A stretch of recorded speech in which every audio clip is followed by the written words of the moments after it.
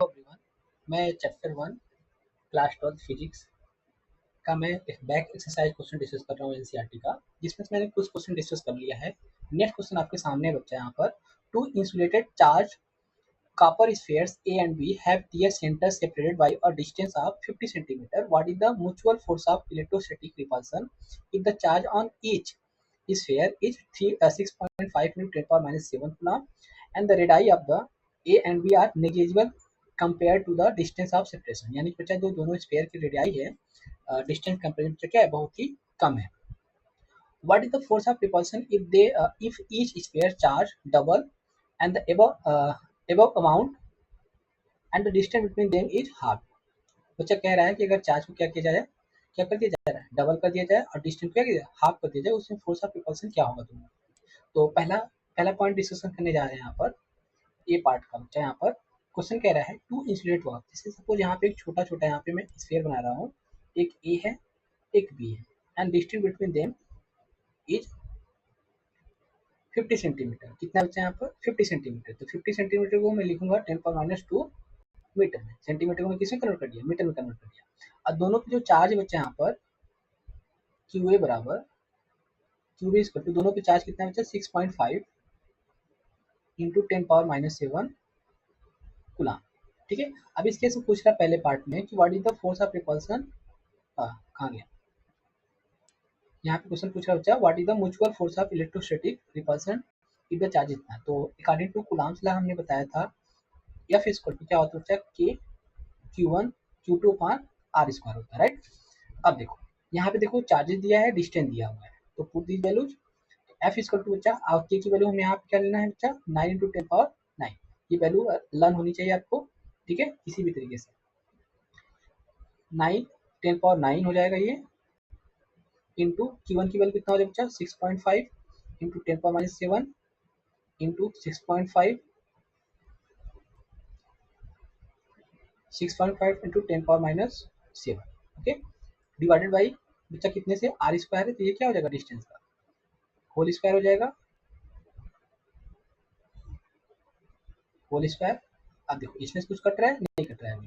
तो F equal to, इसको पहले मैं पावर को सेम कर लेता हूँ। यहाँ पे 9 है, यहाँ पे 6.5 है, यहाँ पे 6.5 बच्चा, ये 50-50 कितना हो जाएगा दिस वन, और ये बन जाएगा आपका 10⁻⁴। ठीक है। अब देखो ऊपर कितना हो जाएगा पावर में 10⁻⁷ -7 इतना प्लस 9 हो जाएगा, ठीक है। 9 इसका बचा रहेगा, 7 7 14 बच्चे ये हो जाएगा। इसको मैं सॉल्व करूंगा तो यहाँ पे 9 6.5 ये बच जाएगा आपका 10⁻⁵, और ये ऊपर जाएगा बच्चा +4 हो जाएगा अपान, ये हो जाएगा 25 इंटू 100 इसका हो जाएगा, 5 बच्चे 25 और 100 इसमें बचेगा, 100 को भी ऊपर भेज दे रहा हूँ। तो 9 इंटू 6.5 अपान 25, ठीक है। अच्छा, अगर मैं इसको 65 कर दूं तो बच्चा इसको हम लिख सकते हैं यहाँ पर, देखो अगर यहाँ पे 9 इंटू 65 कर दिया, अब देखो इसको दो डेसिमल क्या होगा, इसमें चला जाएगा इसके साथ पावर के साथ, तो यहाँ पे लिखूंगा 10⁻, इसका देखो डेसिमल में क्या हो जाएगा 10⁻1 यहाँ से निकालूंगा, 10⁻1 यहाँ से निकालूंगा, टोटल कितना निकलेगा बाहर 10⁻2 बाहर निकलेगा। और बच्चा ये 10 टू पावर ऊपर जाएगा तो ये भी -2 बन जाएगा, ठीक है। और यहाँ बचेगा 10⁻1, ठीक है। अच्छा, इस 25 को मैं 25 ही लिख रहा हूँ अभी। अब देखो आगे, ये बच्चा 5 बच्चे 25 13 बच्चे 65 13 5 टाइम्स, फिर ये भी क्या हो जाएगा बच्चा 13 हो जाएगा। तो 13 में क्या होता है 169 हो जाता है, ठीक है। 13 का स्क्वायर क्या होता है 169 हो जाएगा, 169, ओके। अच्छा, अब देखो यहाँ पर इंटू 9 हो जाएगा, 10 पावर यहाँ पे क्या बचेगा आपका 5 2 7 2 9 9 हो जाएगा यहाँ पर, ठीक है, क्लियर। तो नहीं 9 नहीं होगा, ये होगा, ये 1 है ना, कितना है ये -5 हो जाएगा। now multiply this 169 इंटू 9, 9 9 81 बच्चा 8 हो जाएगा, 16 9 144, 144 8 4 12, 152 हो जाएगा। ठीक है, 152 ये हो जाएगा आपका 1521 इंटू 10⁻⁵। इसको सिंप्लीफाई करूंगा तो हो जाएगा बच्चा यहाँ पे क्या, ये 1 है, 1.521 इंटू 10 क्या हो जाएगा, 2 हो जाएगा, क्योंकि बच्चे यहाँ पे डेसिमल करेंगे 10⁻³ आएगा और 3 से बाद ये हो जाएगा आपका इतना। या ऐसे लिख ही लो, आप नहीं समझ में आ रहा हो तो मैं लिख के बता दे रहा हूँ। ठीक है, क्या एक एक लाइन आपके पास क्लियरिटी शायद समझ में आया कि कैसे क्या लिख रहा हूँ। 1.529 10⁻⁻² आ गया। ठीक है, ये क्या निकल आया बच्चा, फोर्स, ये न्यूटन हो जाएगा। ठीक है, ये तो पहले केस का है आंसर, फर्स्ट पार्ट का आंसर है। ठीक है, 1.522 10⁻⁻² न्यूटन। ठीक है, तो इसको मल्टीप्लिकेशन कर लीजिएगा, देख लीजिएगा, 9 9 81, 8 और 4 9 7 54 और 8 62, 9 6 15। ठीक है, मल्टीप्लिकेशन सब कुछ हमने एक करके दिखाया हुआ है। अब देखो बी पार्ट में क्या पूछ रहा है इसमें, what is the force of repulsion of each sphere if charge double and above amount of, जो एबव अमाउंट 6.5 × 10⁻⁷ है, इसको क्या किया जा रहा है, चार्ज को डबल कर दिया जा रहा है, और जो डिस्टेंस है 2050 वो कितना कर दिया जा रहा है, हाफ कर दिया जा रहा है। तो इसको हम करके दिखा रहे हैं यहाँ पर, देखो इस बी पार्ट की, इन बी पार्ट बच्चा आर कितना कर दिया जा रहा है, आधा कर दिया जा रहा है, हाफ कर दिया जा रहा है, 25 सेंटीमीटर हो जाएगा। It means 25 × 10⁻² metre.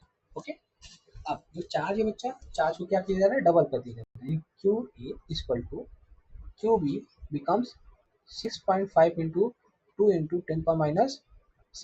देखो चार्ज इतना ही है ये, तो यहाँ पे बन जाएगा आपका चार्ज, ये हो जाएगा 6 दूनी 12 5 दूनी 10, हो जाएगा बच्चा 13.0, 13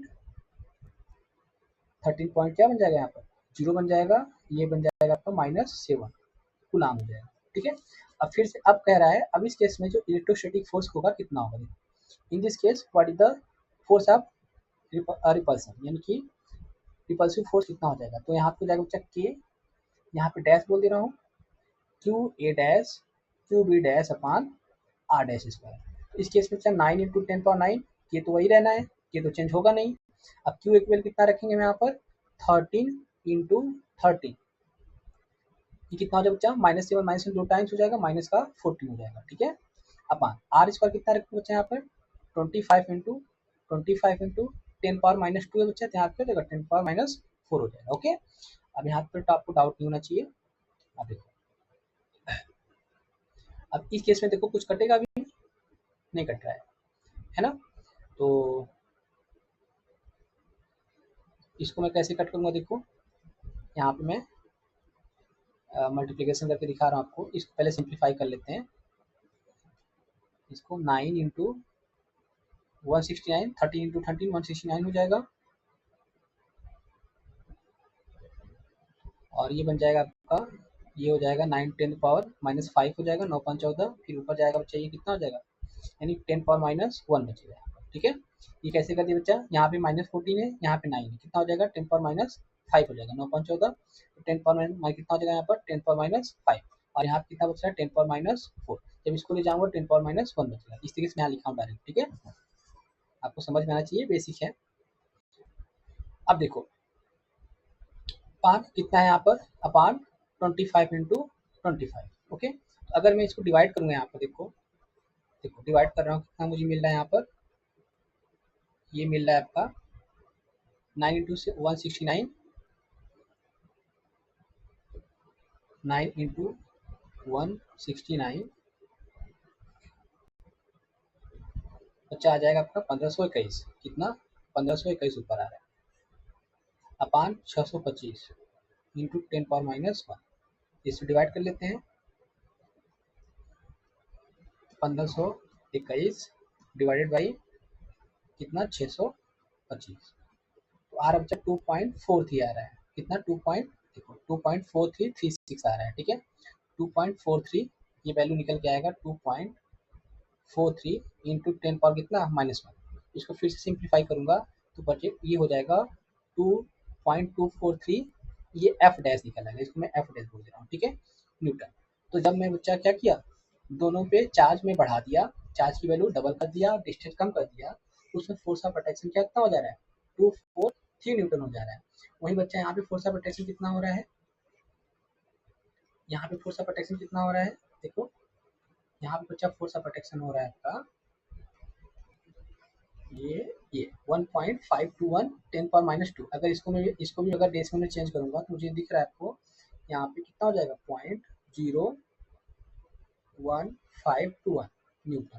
ठीक है, -2 से 100 से डिवाइड करूंगा तो दो डिजिट और शिफ्ट हो जाएगा डेसिमल। तो यहाँ पे आप देख रहे हो जब डिस्टेंस बढ़ रहा है तो फोर्स क्या हो रहा है, कम हो गया है, और जब डिस्टेंस घटा गया और चार्ज बढ़ा दिया तो फोर्स क्या हो गया बच्चा, बढ़ गया है ना। ऐसे हमने बताया भी था, थ्योरी में बताया था बच्चा, जो आर होता है वो क्या होता है, वो जो एफ होगा inversely proportional to R square, यानी डिस्टेंस बढ़ेगा तो एफ क्या होगा बच्चा, घटेगा, और डिस्टेंस कम होगा तो एफ क्या होगा, बढ़ेगा। तो न्यूमेरिक वैल्यू में आपको ऐसे मिल रहा है। This is the complete solution of the question number बच्चा 1.1। नेक्स्ट वीडियो में नेक्स्ट क्वेश्चन डिस्कस करूंगा। Thank you.